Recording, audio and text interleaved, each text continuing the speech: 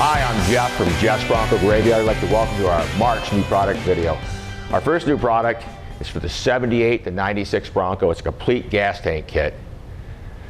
This one in front of us is for 80 to 84 33 gallon. What's nice about this, here's what you get in the kit. You get a brand new steel gas tank, brand new sending unit with a seal and lock ring, brand new emission valve with the grommet, brand new filler hose with clamps.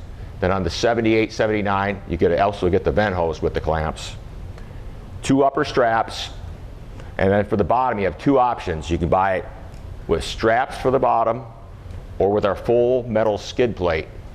Comes with a grade A mounting hardware. This is for the 78 to 96 Ford Bronco, 25 and 33 gallon tanks.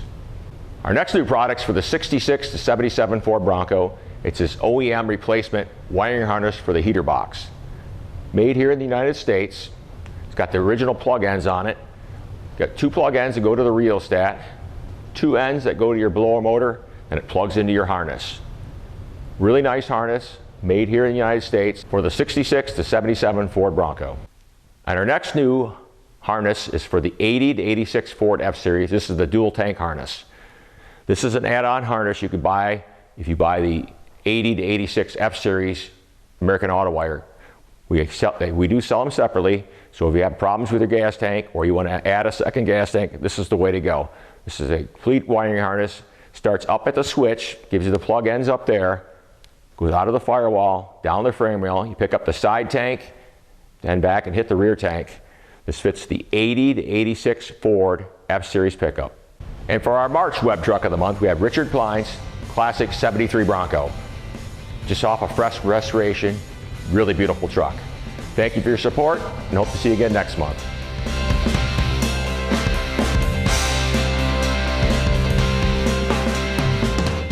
It's a 1973. I bought it just when I was finishing up a restoration on a Mustang. Thought it might be fun to do a Bronco. Sat around for probably 6 months, and then I basically put it on a rotisserie. And it took me about 2.5 years. It's a 347 stroker motor, aluminum heads, pump gas motor. Everything underneath it's powder coated, frame, rear end, front end, all the linkages, all that stuff.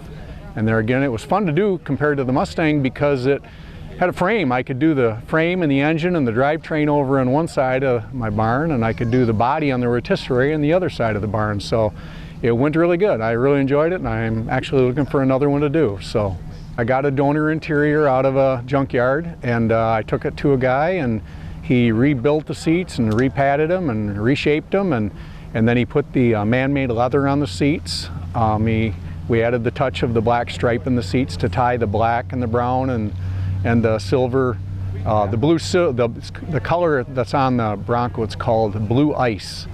It's not quite as blue as you would think when you really look at something blue next to it, but it's kind of the combination we put together, and really enjoying it. It's got about 170 miles on it right now. Fun to drive, sounds good as you heard when we had it running, yeah. And the wife enjoys it, so that's a good thing. Typically when I restore something, I restore it and it goes for sale right away, because after I have it a little, my fun is restoring them. That's what I really enjoy, and everybody picks on me that how quick this is going to be for sale, but I think we're going to keep it around a while. It's fun to just get in and go for a little ride and run out for a hamburger or run to a local event, and it definitely is the Bronco things are out where we live. There's just none around. You know, I've seen where people were dabbling with the 2-in-1 out exhaust, and I really wanted to try that. So we stayed with manifolds on it. We had them ceramic coated.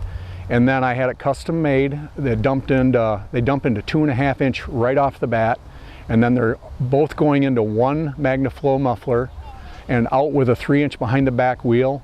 And I am delighted the way it turned out, the way it sounds. I wanted a low bellowy sound. I didn't want a poppy sound, just my own personal preference. It's quiet. When me and my wife are in it, we can listen to the radio. We're not getting driven away by the noise of the engine. So that's probably one thing that I'm very excited about on the whole project. I got lucky and hit it right the first time. So it does turn some heads when you when you take it out, and it's a lot of fun. 2 and 1? Yeah.